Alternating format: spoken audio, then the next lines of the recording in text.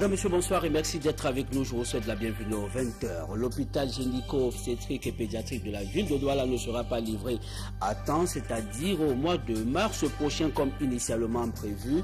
Le ministre camerounais de la Santé publique en est conscient. André Mamafouda était sur le site des travaux ce mardi. À Bamenda, dans la région du nord-ouest du Cameroun, des commerçants sont fâchés. Ils accusent la communauté urbaine de la ville de faire de la surenchère dans la location des boutiques au marché annexe. Les infortunés ont observé un mouvement d'humeur. 15 janvier 1971, 15 janvier 2013, cela fait aujourd'hui 42 ans, jour pour jour, que Ernest Ouandjé est mort, que reste de l'héritage de ce nationaliste camerounais. Évocation avec un acteur de la scène politique camerounaise dans la seconde partie de ce journal consacré au débat. Je vous retrouve dans un très court instant pour la suite.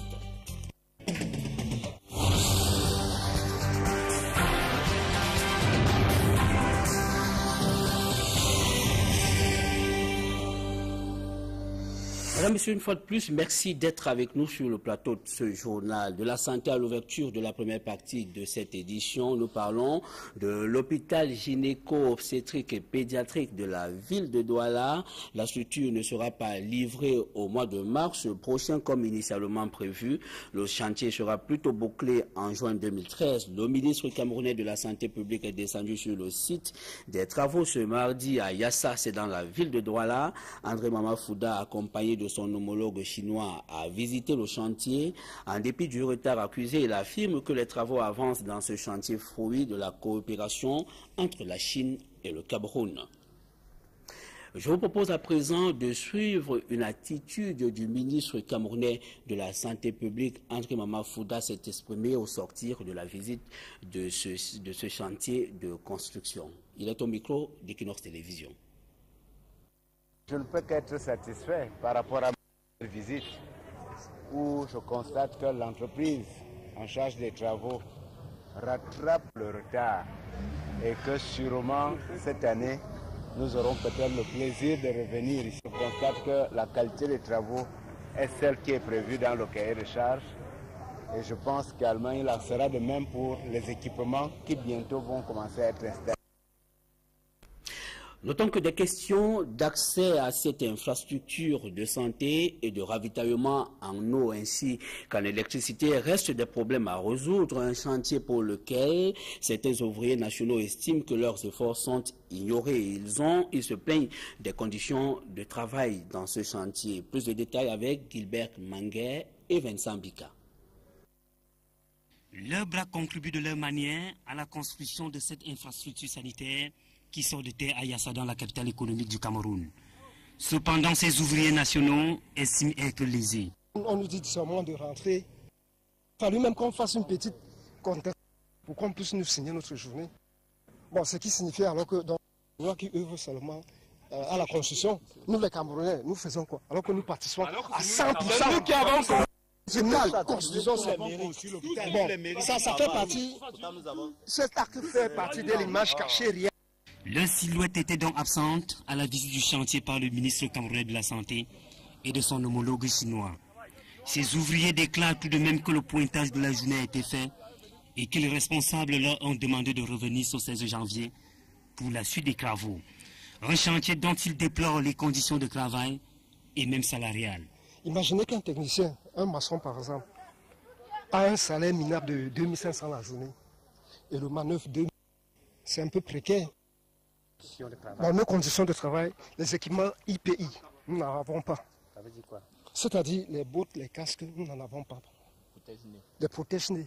Il y a ceux qui aspirent les gaz toxiques, les produits. Il y a de la peinture, on ne vous donne pas le protège-nez. Vous voyez? Et vous avez demandé? On le demande. On va vous insulter en chinois, mapi, ceci, bon, on ne comprend pas. Quand vous vous blessez même, votre chef chinois tourne le dos, fait semblant. Quand vous allez à la direction, on vous dit que vous faites semblant de vous blesser. Ils affirment être nombreux à œuvrer aux côtés des Chinois dans la construction de l'hôpital gynéco-obstétrique et pédiatrique de Douala. Effort, disent-ils, peu récompensé. Voilà beaucoup de remous sur le chantier de construction de l'hôpital gynéco-obstétrique et pédiatrique de la ville de Douala, mais aussi de remous dans la ville de Bamenda. Nous sommes dans la région du nord-ouest du Cameroun, où des commerçants du marché annexe dénoncent le taux élevé de la location des boutiques et l'absence des toilettes dans cet espace marchand. Ils l'ont fait savoir en observant un mouvement d'humeur qui s'est traduit par la fermeture des boutiques. Des détails avec Étienne Pascal Azegueux. Les boutiques du marché annexe de Bamenda n'ont pas ouvert leurs portes durant toute la journée du 14 janvier 2013. Leurs occupants sont descendus dans la rue pour porter un certain nombre de revendications à l'attention de la communauté urbaine de la ville. Des complaintes rédigées sur les pancartes et dont le principal but est l'amélioration de leurs conditions de travail. Franchement, avant d'arriver à ce niveau où vous voyez toute la masse, nous avons décidé de fermer parce que si on ne ferme pas, à force de rédiger, nous avons assez rédigé mais aucune suite. Franchement, si ce message peut aller auprès des autorités et qu'ils puissent vraiment comprendre que le marché a été fait pour aider les citoyens, les débrouillards citoyens, vraiment qu'ils essaient de faire quelque chose pour nous, ça ne va pas. Un autre point sur lequel commerçants et responsables de la communauté urbaine ne s'accordent pas est bien celui de la sécurité. Seulement 2 vigiles ont la charge de veiller sur plus de 300 boutiques que compte le marché annexe. Des dysfonctionnements qui ont jusqu'ici été portés à l'attention de l'autorité compétente sans qu'un réel changement ne s'opère ici. Avant d'arriver à ce niveau, nous avons rédigé plusieurs lettres et plaintes aux autorités présentes dans la structure, dans la région du Nord-Ouest. Bon, à cet effet, ils n'ont pas pris en considération nos plaintes. Ces commerçants déplorent également le fait qu'il leur soit demandé de s'acquitter d'une caution d'1 500 000 francs CFA pour avoir accès à une boutique. Un argent qui serait reparti entre la communauté urbaine et celui qu'on appelle ici des marcheurs. Toute chose qui devrait susciter une attention particulière de l'autorité administrative de Bamenda pour qu'il y règne ici un bon climat des affaires. Retour dans la ville de Douala où l'insécurité gagne de plus en plus du terrain. Des malfrats tombent dans la nasse de la police. Ils ont été interpellés par les éléments de l'équipe spéciale d'intervention rapide alors qu'ils tentaient une opération. On compte des morts sur le carreau. Des détails avec Viviane Kamwa. Cet homme vient d'être tué par l'équipe spéciale d'intervention rapide. Selon des témoignages recueillis sur place, ces hommes sont allés pour braquer un snack-bar à Bonamoussadi, mais ils ont été surpris par l'arrivée des forces de l'ordre. Pris de panique, ils ont ouvert le feu sur les policiers qui n'ont pas hésité à répliquer. L'un des bandits a pris la poutre d'escampette à l'aide d'une moto. Très bien, on n'arrive pas à dormir ici chez nous. Tu sors, tu ne peux pas rentrer aux heures tardives. Ils sont dehors pour nous attendre. Non mais félicitations 117. Selon les conducteurs de mototaxi, l'action doit continuer afin d'assainir le secteur. Mais il y a trop de besquineurs la nuit qui ont les armes sur eux. C'est des bandits. Tu crois qu'ils sont en train de travailler alors qu'ils sont en train de monter seulement leur coup pour apprécier les gens. La nuit, là, chaque nuit, l'intervention rapide doit les fouiller. C'est des bandits. Les corps des bandits ont été transportés à la morgue de l'hôpital La Quintigny de Douala. Et comme annoncé à l'entame de ce journal, ce 15 janvier 2013, cela fait 42 ans que Ernest Ouandjé décédait, le nationaliste camerounais dont l'histoire reste plus ou moins connue par des élèves. Si certains sont perdus à l'évocation de son nom, d'autres encore vénèrent ce héros national qui n'est pas suffisamment célébré, comme le témoigne ce reportage signé Marcelin Gansop. L'évocation de son nom crée une panne d'inspiration chez certains élèves qui n'en savent pas grand-chose. Non, monsieur, pas encore. Comment ça? C'est juste ce que je vous dis là, monsieur. On a beau insister pour essayer de leur tirer le verre du nez. Toujours rien. Moi, je peux parler de Miko Bamba et de... Je ne suis pas inspirée. Mais n'allez surtout pas croire qu'Ernest Ouandjé est un illustre inconnu. Que non. Je sais que dans les années 1950, il a lutté pour l'indépendance du Cameroun. Comment? En créant des mouvements nationalistes. Ce sont les nationalistes, ceux qui ont contribué à la libération du Cameroun en créant l'UPC. Certains estiment d'ailleurs que ces héros nationaux ne sont pas suffisamment célébrés. Parce que la jeunesse d'aujourd'hui a besoin de suivre des modèles comme ceux-là. Et si ces modèles ne sont pas vraiment félicités, s'ils ne sont pas célébrés comme ils le devraient, je pense que l'État ne fait vraiment pas son travail concernant ces héros nationaux. C'est cette connaissance de l'histoire du Cameroun et des hommes qui l'ont marqué que les enseignants s'évertuent à transmettre aux élèves.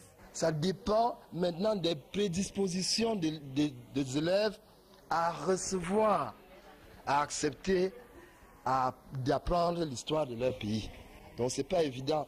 Mais de plus en plus, avec les notions d'enracinement culturel, nous pensons que nos élèves, si vous leur parlez par exemple aujourd'hui de Douala Mangabel ou de Martin Paul Samba, ils peuvent vous en dire un mot. Ernest Ouandié est mort fusillé il y a 42 ans. C'était le 15 janvier 1911 à Bafoussam.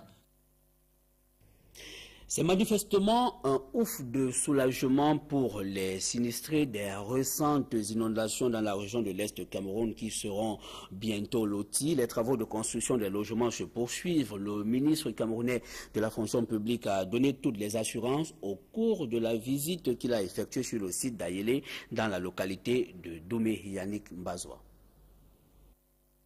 Il y a 4 mois, cet endroit n'était qu'une vaste forêt. Mais aujourd'hui, c'est un autre décor. Des maisons sont sorties de terre, fruit d'un don de 100 millions de francs CFA du chef de l'État aux sinistrés des récentes inondations. Lorsqu'on se souvient qu'au mois d'octobre, nous sommes venus ici avec le ministre Jules Dorendongo qui représentait le président public pour remettre aux sinistrés de Doumé un don important de l'État, 100 millions de francs.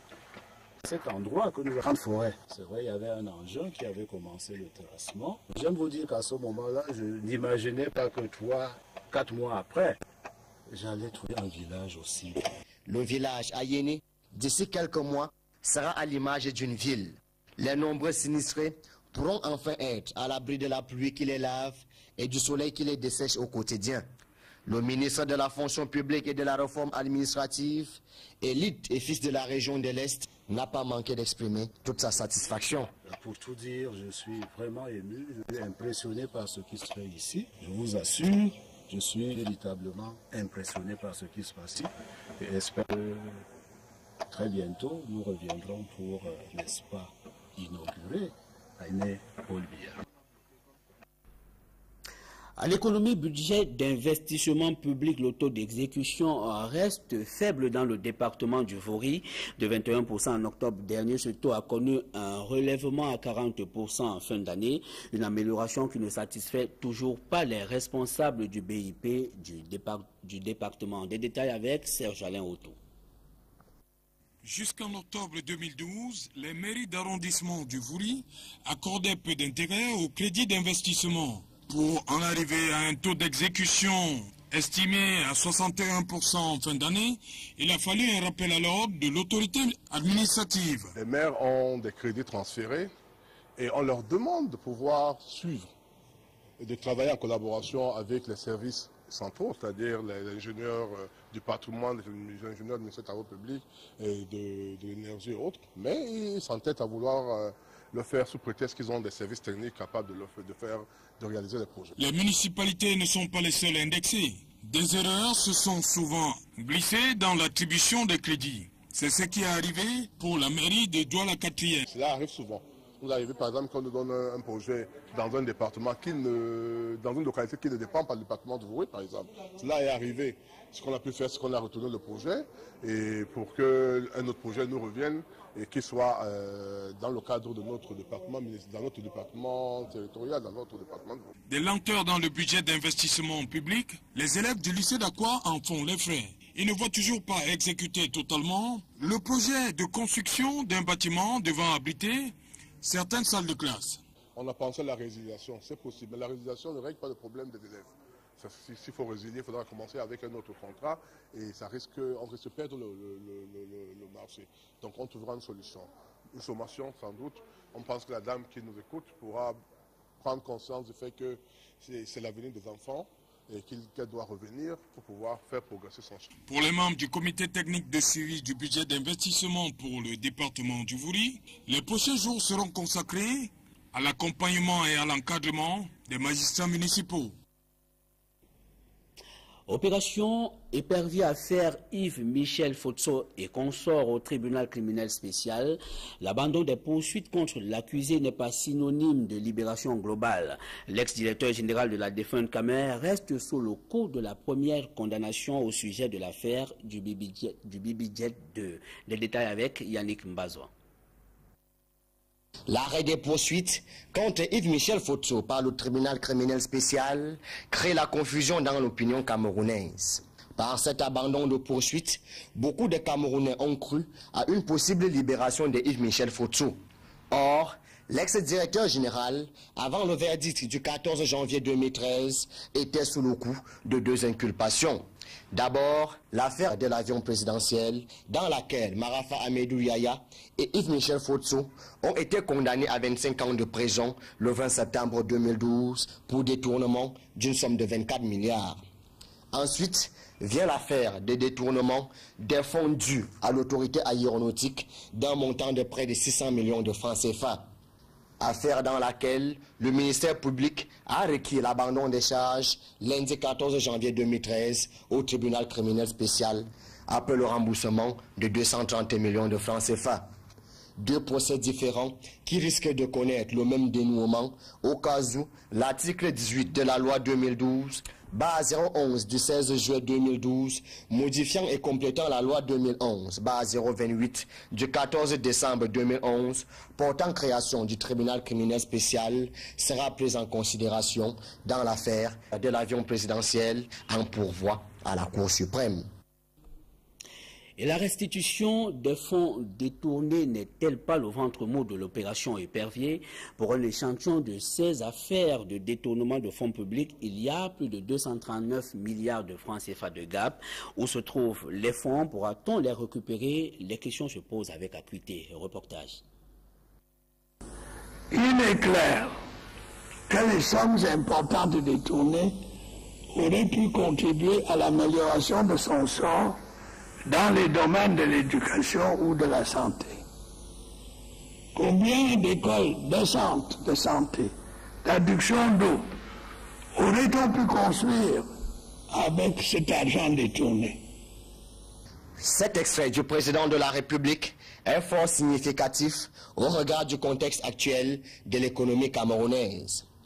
Sur ces affaires de détournement recensées, on note une perte de 239 milliards 546 millions de francs CFA par le Trésor public. Emmanuel Gérard Ondondon et 21 co-accusés sont reprochés d'avoir distrait 26 milliards de francs CFA, pendant que Jean-Marie Atanganamabara et 3 co-accusés sont eux reprochés d'une distraction de plus de 22 milliards de francs CFA dans l'affaire Albatros. 127 milliards de francs CFA distraits à la défunte Cameroun Airlines par Gabriel Ngamou Amani, 12 milliards au port autonome de Douala par Edouard Etondo Ekoto, 24 milliards pour Yves-Michel Fotso et Marafa Amedou Yaya dans l'affaire de l'avion présidentiel, autant d'argent distrait qui auront servi à la construction des infrastructures scolaires, sanitaires, routières et immobilières. Espérons que cet argent reviendra dans les caisses de l'État dans le cas où l'article 18 de la loi 2012/011 du 16 juillet 2012 modifiant et complétant la loi 2011/028 du 14 décembre 2011 portant création du tribunal criminel spécial sera pris en considération comme ça l'a été avec Yves-Michel Fotso avec le remboursement de 230 millions de francs CFA.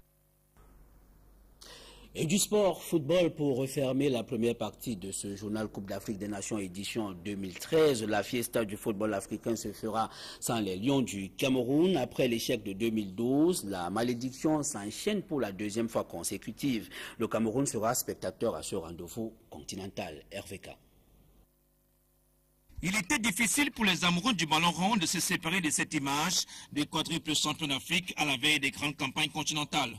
Aujourd'hui, c'est un souvenir lointain pour ceux qui pariaient sur les prouesses des Lions indomptables lors des phases finales de Coupe d'Afrique des Nations de football. La dernière participation des Lions indomptables à cette fiesta du football africain remonte à 2010 en Angola, où le Cameroun avait échoué lamentablement en quart de finale, éliminé par le vainqueur de l'épreuve, l'Égypte. 2012, première absence qui fait écho, les Lions indomptables sont incapables de composter leur ticket pour la CAN qui se déroule pourtant à un jet de pierre de la maison. au Gabon et en Guinée équatoriale. Samuel Eto'o et compagnie sont spectateurs et téléspectateurs de cette fiesta. Une absence qui n'a pas servi de leçon aux dirigeants du sport camerounais. 2013, pour la deuxième fois consécutive, le Cameroun est privé d'une phase finale de CAN, écarté par la modeste sélection du Cap-Vert. Le Cameroun, qui a fait rêver de nombreuses nations de football, est tombé dans le registre des équipes anonymes. Et la grande messe du football continental promet une fois de plus d'être passionnante. Le groupe des éléphants de Côte d'Ivoire endosse encore le costume de super favori de la compétition. Voici l'analyse, une fois encore, de RVK. La Côte d'Ivoire est le grandissime favori. Le groupe des éléphants de Côte d'Ivoire, malheureux finaliste en 2012, détient le meilleur collectif depuis une décennie dans le football continental. Surtout avec des joueurs au sommet de leur art qui n'ont jamais inscrit en lettres d'or leur nom au palmarès de la compétition suprême en Afrique. C'est la CAN de la dernière chance pour cette génération de footballeurs de talent de la Côte d'Ivoire. Didier Drogba, Didier Zokora le maestro, Habib Kolo Touré.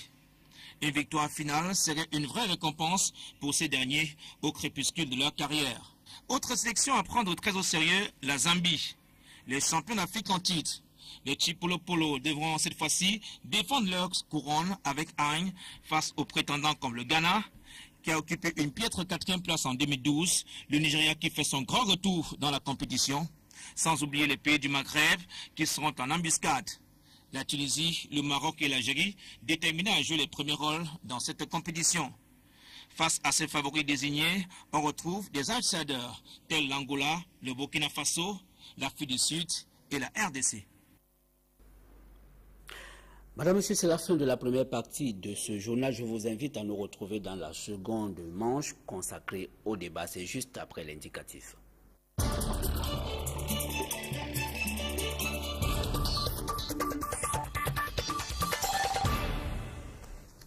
Que reste-t-il de son héritage? Que fait-on pour que cet héritage prospère? La question se pose aujourd'hui avec beaucoup d'acuité au moment où on célèbre le 42e anniversaire de la mort de Ernest Ouandjé, le nationaliste camerounais. Et pour en parler ce soir, sur le plateau, nous avons Anissa Ikane. Bonsoir. Bonsoir. Vous êtes membre du bureau politique du MANIDEM, qui est le mouvement africain pour la nouvelle indépendance et la démocratie, un parti politique de l'opposition. Est-ce que vous revendiquez aujourd'hui l'héritage de ce nationaliste camerounais? Ouandjé avait justement dit que le sang des patriotes est une semence de patriotisme. Je crois que le sacrifice de Ouandjé était une semence de patriotisme qui n'a cessé d'exister dans notre pays et que nous sommes censés perpétuer, développer, intensifier. Donc nous sommes exactement dans l'héritage de Ouandjé, pas en tant qu'individu, en tant que famille politique. Je pourrais même aller au-delà, dire que l'héritage de Ouandjé est un héritage national.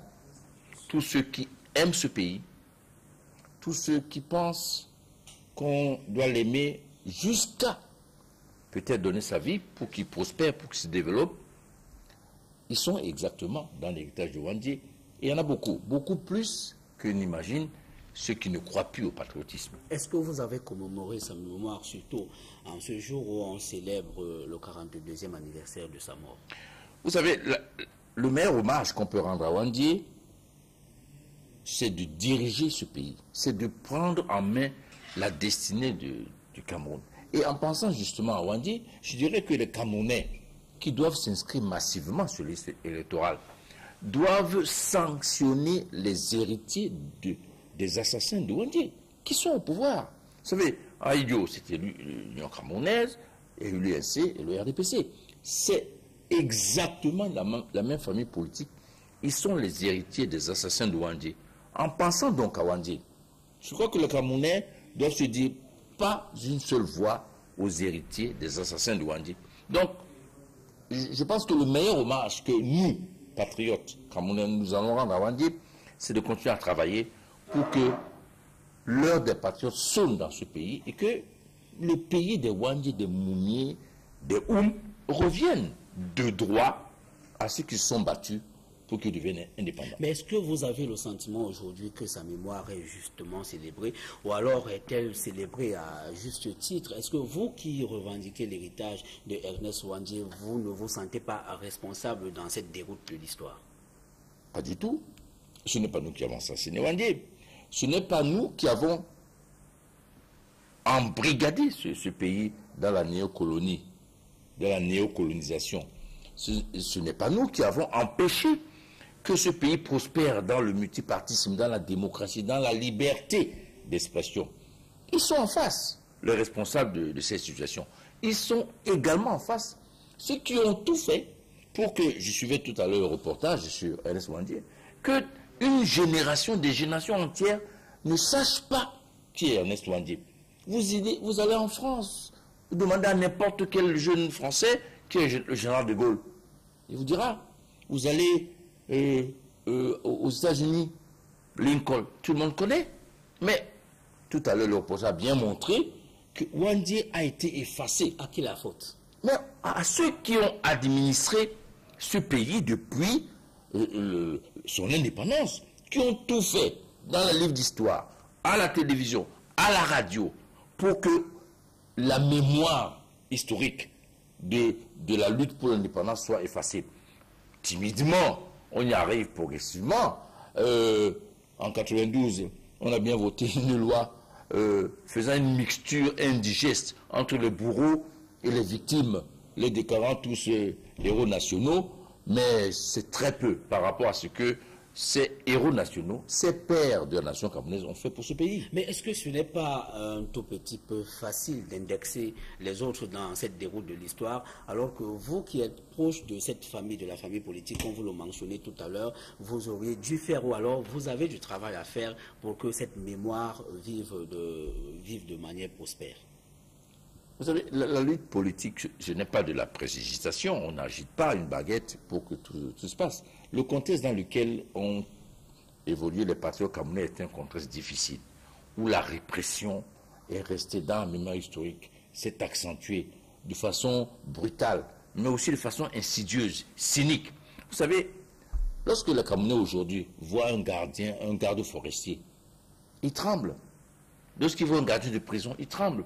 Parce que dans leur mémoire historique, transmise de génération en génération, le pouvoir UNC, RDPC et leurs maîtres occidentaux ont installé dans l'esprit des Camerounais la peur, une peur tenace.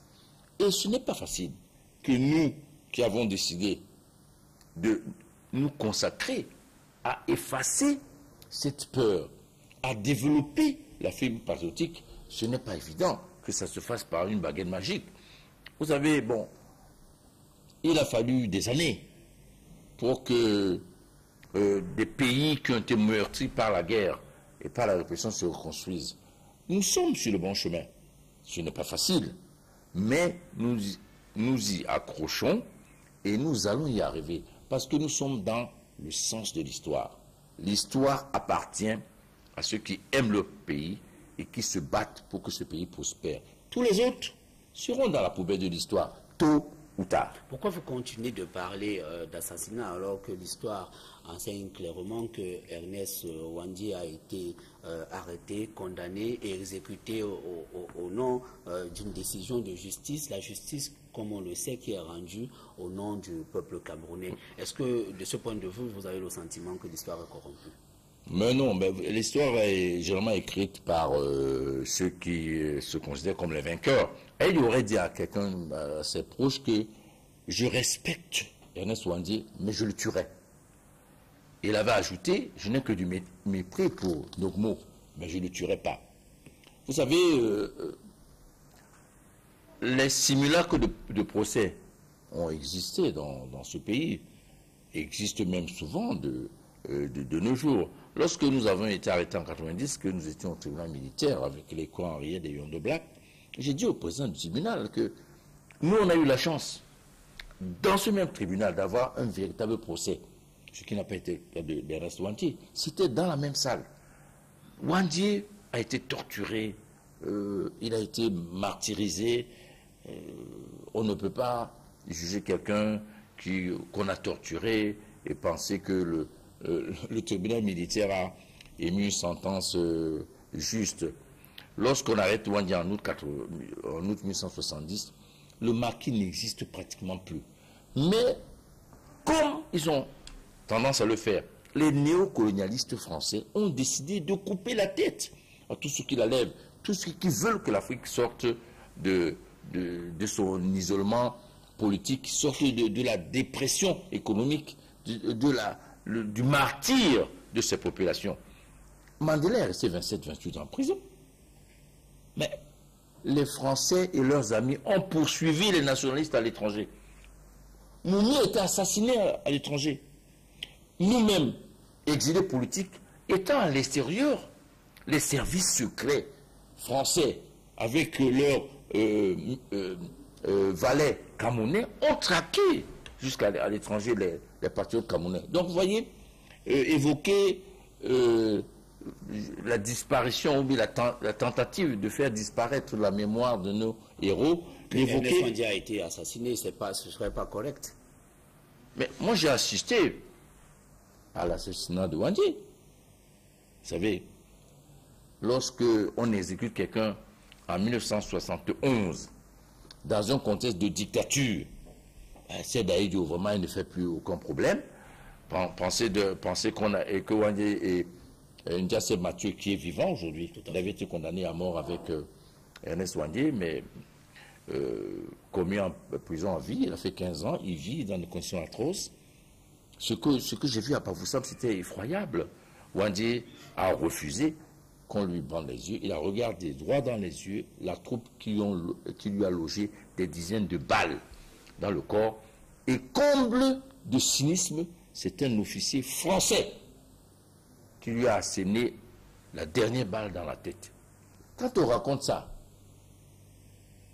on a un sentiment de colère, c'est vrai, mais on a beaucoup plus un sentiment de révolte, un sentiment de combattant, et on se dit, il faut que cela cesse, et que hommage soit rendu à nos héros nationaux. En même temps, Anissa Ikane, est-ce qu'on ne peut pas regretter un tout petit peu que l'entrée dans la clandestinité, même si elle a été imposée à l'UPC, ait contribué à faire de nombreuses victimes innocentes parmi la population civile? Ça, c'est ce que le tribunal militaire disait à Wandi, qu'il a été responsable des assassinats. La terreur de l'État s'est manifestée dès que l'UPC a existé. Les Français ont tout fait pour rayer de l'histoire de notre pays, l'UPC, pour couper les têtes des nationalistes. Alors, vous savez, un peuple qui est martyrisé a au moins droit à une légitime défense. Vous imaginez quand même pas que les nationalistes camerounais qui ont été contraints à prendre le maquis, parce que c'est l'interdiction de l'UPC en 1955 qui a contraint à entrer dans le maquis. La porte ouverte, le bras tendu, la main tendue que Oum a offert aux colons français et à leurs valets au Cameroun n'a pas été prise en considération. Ils ont voulu forcer l'UPC, ils ont forcé l'UPC au maquis. Dans l'impréparation, c'est pour ça qu'il y a eu certainement beaucoup d'erreurs commises. Mais quand on croit à l'avenir de son pays, quand on aime son pays, on est obligé de faire face à la réaction de ceux qui ne l'aiment pas et qui veulent le maintenir dans leur étau. 42 ans après sa mort, est-ce que le combat d'Ernest Wandi reste d'actualité au Cameroun? Absolument. C'est la même méthode, vous voyez. Ce que les néocolons faisaient, les colons, c'était la politique de la terre brûlée, isoler les patriotes, les nationalistes des populations. C'est la même chose aujourd'hui. Tout ce que le régime RDPC fait, c'est isoler les patriotes de la population en les présentant comme des marginaux, des égarés, des gens qui ne sont pas réalistes, qui aiment le désordre, qui aiment la violence, alors que la violence d'État se manifeste tous les jours par les interdictions des manifestations d'opposition, par le fait qu'on empêche que l'expression démocratique s'installe. Mais, de toutes les manières, je pense que l'histoire revient toujours à ceux qui sont dans son courant. Et le courant de l'histoire aujourd'hui, le fait que le régime RDPC ait été obligé de reconnaître que Wandji Ernest est un héros national après l'avoir exécuté, montre bien. Manifestement une ironie. Ah, vous savez, quand on a rendez-vous avec l'histoire, on fait comme Wandji Ernest, comme Moumié, comme Oumiobe. Mais lorsqu'on ne veut pas rentrer dans l'histoire, forcément, on prend le camp d'en face par opportunisme, par lâcheté. Frantz Fanon disait que il ne lutte pas pour être heureux. Il est heureux parce qu'il lutte. Et je crois que ça s'accorde parfaitement à Wandji Ernest. Wandji est parti de l'étranger, de l'exil, pour rentrer dans le pays en 62, dans le maquis, dans des conditions atroces. Il a été le dirigeant historique de l'UPC qui a porté toutes les vicissitudes de la lutte sur son dos pendant 9 ans au maquis, sans aide, mangeant des racines comme l'a rencontré Ndiassé Mathieu. Vous pensez qu'un homme comme ça, un homme aussi grand, ne peut pas rentrer dans les poubelles de l'histoire comme ceux qui l'ont combattu et assassiné. Voilà, Anissa Ikane, est-ce que ce combat de Ernest Wandji, vous, dans le Manidem, vous l'assumez toujours. Qu'est-ce que vous faites exactement pour le perpétuer? Vous savez, quand je parle d'Ernest Wandji, le poil se hérisse. J'ai des frissons. Parce que peut-être que, bon, nous n'arrivons pas à transmettre totalement la ferveur qui nous anime lorsque nous parlons de nos héros. Mais je pense que tous ceux qui suivent attentivement la lutte politique dans ce pays savent bien que la grande famille UPCiste est véritablement celle qui a droit de citer dans ce pays, parce qu'elle a contribué à le rendre indépendant, à assurer la réunification. Et tôt ou tard, puisque cette famille historique de l'UPC est dans le sens de l'histoire, ce pays sera dirigé par les patriotes. Merci Anissa Ikane, beaucoup de courage dans votre combat. Merci d'avoir accepté. Merci, bonne année aux téléspectateurs. Merci. Voilà, monsieur, merci de nous avoir suivis. Nous sommes arrivés au thème de ce journal. Restez connectés sur les programmes d'Equinox Télévision. Aujourd'hui, c'est mardi, un nouveau mardi pour un nouveau regard sur la société. Retrouvez juste après moi Eric Fernand Kouamo dans une autre livraison de regard social sur Equinox Télévision ce soir. Je vous retrouve demain lorsqu'il sera 20h. Bonsoir.